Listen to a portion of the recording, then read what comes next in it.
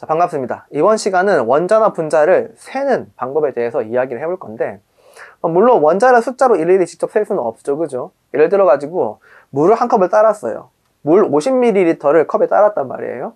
그럼 이 50ml의 물에 들어있는 물 입자, 물 분자의 개수는 몇 개야? 이렇게 하면 어떻게 셀 거예요? 보이지도 않는데. 근데 이걸 인간이 셀 수가 있다고요. 어떻게 할 거냐? 질량을 재면 그냥 셀 수가 있어요. 왜? 아까 배운 저번 시간에 배운 상대 질량 개념 때문이에요. 무슨 소리인지 모르겠죠? 한번 봅시다. 자, 이런 기준 질량수 12짜리인 탄소의 실제 질량은 1.99 곱하기 10의 마이너스 20 세제곱g이에요. 자, 너무 작고 너무 가볍고 한 개 한 개 셀 수가 없어요. 학자들은 그런데 이런 생각을 한번 해본 거죠. 과연 얘들이 몇 개 모이면 얘들의 화학식량이 얼마였죠?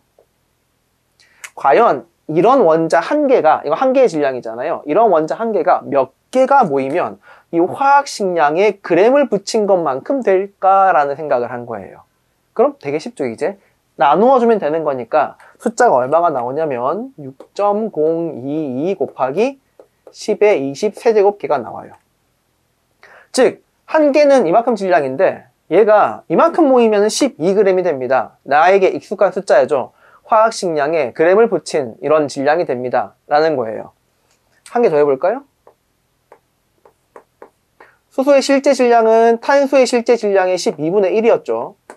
왜냐? 상대 질량이 12분의 1이기 때문이죠.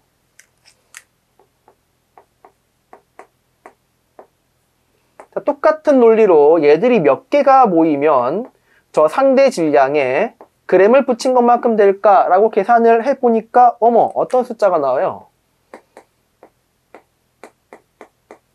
이렇게 똑같은 숫자가 나와요. 그럼 결론이 나오죠? 그 어느 걸로 이렇게 똑같은 논리를 펼쳐도 이 똑같은 숫자가 나온단 말이에요. 즉, 이 6.022 곱하기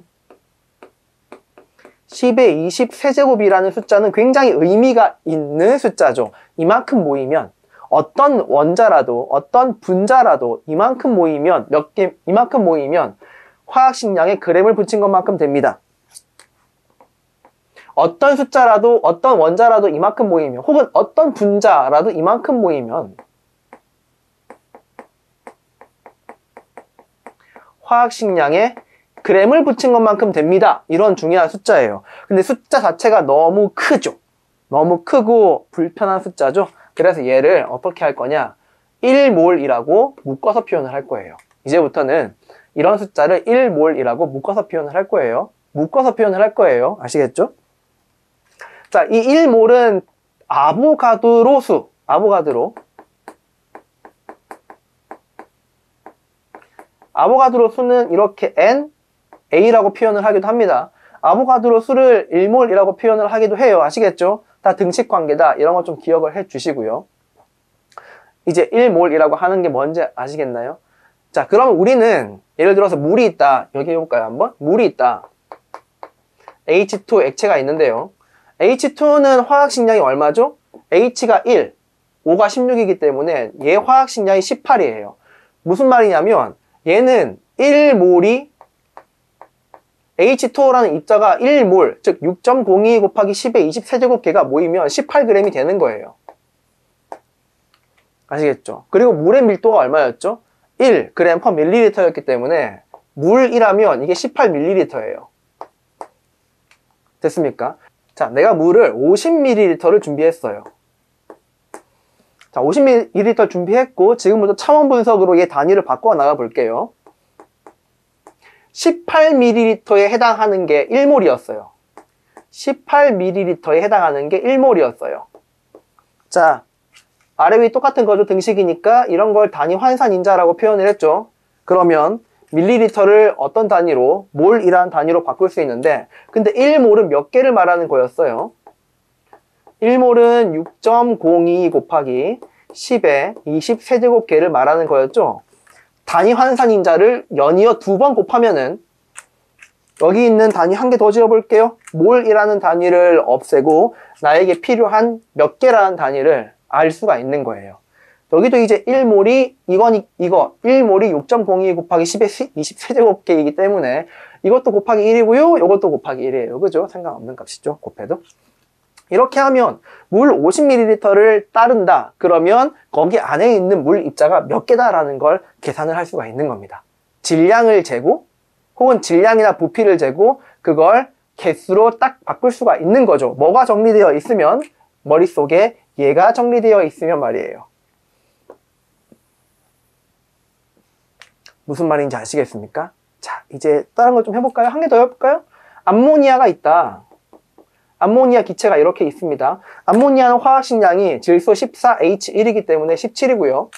즉 얘는 이런 암모니아가 6.02 곱하기 10의 20세제곱계가 모여있으면 17g이라는 뜻이에요. 자, 그러면 암모니아가 10g이 있다. 그럼 몇 개일까요?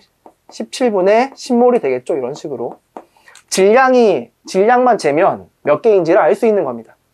굉장히 쉽죠. 한 개 더 해볼게요. 기체 같은 경우에는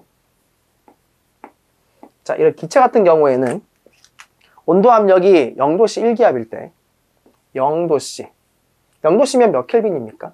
273켈빈 그리고 1기압.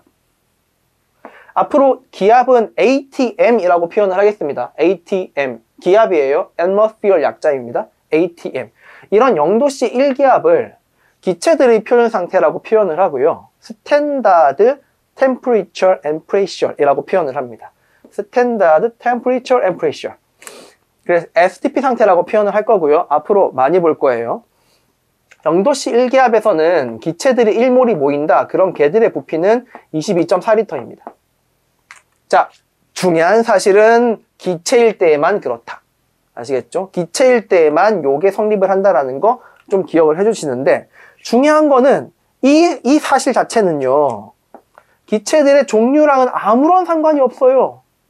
종류랑은 상관이 없어요. 자, 기체들의 종류랑 상관이 없는 이유를 지금부터 알려드리겠습니다. 자, 종류랑 상관이 없고 개수랑 상관이 있는 건데요. 왜 그러냐면 화학에서는 모든 기체들을 점으로 표현을 합니다. 무슨 말이냐면 기체들이 워낙 작기 때문에 예를 들어 볼게요. 여기 암모니아라는 기체가 있고요. 여기에 CO2라는 기체가 있어요. 팩트! 이 둘 크기 다르거든요? 다른데 인간이 보기에는 워낙 작기 때문에 이놈도 그냥 엄청 작은 놈이고 이놈도 그냥 엄청 작은 놈이죠. 얘들의 크기를 비교하는 건 별로 의미가 없는 거예요. 근데 질량을 비교하는 건 마음대로 하면 안 되는 거죠. 근데 크기는 별로 진짜 의미가 없어요. 아무리 큰 기체도 아무리 작은 기체도 인간이 보기에는 그냥 점 같단 말이에요. 그래서 모든 기체는 중요합니다. 모든 기체들의 입자는 화학에서는 점이라고 가정을 합니다. 아시겠죠? 모든 기체 입자들은 크기가 점으로 똑같아요. 어차피 매우 작으니까. 뭐 점이라고 하는 건 사실 실체가 없는 거긴 한데 어쨌든 똑같아요. 점으로 똑같아요. 아시겠습니까? 근데 이 점들의 질량은 다른 거예요. 물론 말이 안 되지만 그렇게 가정을 하면 굉장히 쉽게 이 현상을 잘 설명을 할 수가 있기 때문에 그렇게 하는 거예요. 자, 지금부터 우리 머릿속에는 기체들의 크기는 다 점이다. 기체들의 크기는 다 똑같다. 하지만 그 점들의 질량은 다르다. 이렇게 기억을 해 주십시다. 자, 그럼 마찬가지로 얘들이 전부 다 1몰이 있어요. 얘도 1몰이 있다고요. 자, 그러고 STP 상태에서 1몰이 있고 1몰이 있어요. 그럼 얘도 22.4L고요. 얘도 22.4L예요. 왜? 점들의 크기는 똑같으니까. 근데 점들의 질량은 다르죠. 왜냐하면 얘는 1몰이 있으면 17g이고요. 얘는 1몰이 있으면 44g이에요. 화학식량이 44이기 때문에. 아시겠습니까? 중요합니다. 기체일 때에만 적용되는 게 있다. 1몰은 22.4L. 기체일 때에만 적용이 되는데 이 기체들의 종류와는 상관이 없다. 왜? 어차피 점으로 취급을 할 건데 이 점들의 질량은 다르다. 이렇게 기억을 해주시면 되겠습니다. 자, 오늘은 여기까지 하죠. 고생하셨습니다.